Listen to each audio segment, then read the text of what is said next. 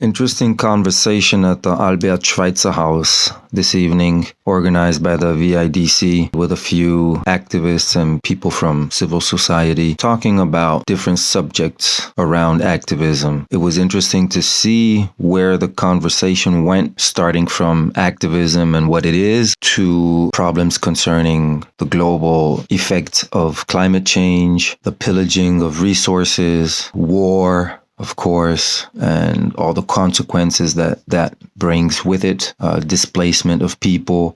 We talked about the system that needed to change. Somebody from the chat talked about or questioned if it was not first and foremost important for Africans and Africa to unite. I bounced into the discussion and I said that I do agree with that person from the chat that Africa must unite, Africans must unite, because in unity is strength, and we can only fight back this pillaging of our resources, this tearing apart of a whole continent through wars and people fleeing the continent and crossing deserts and oceans. And unless Europeans or the West, which is largely responsible for the situation we are in, or the global situation we are in, unless their children or unless they start suffering the consequences of the climate change that is having an impact and an effect in so-called third world countries, but it will eventually also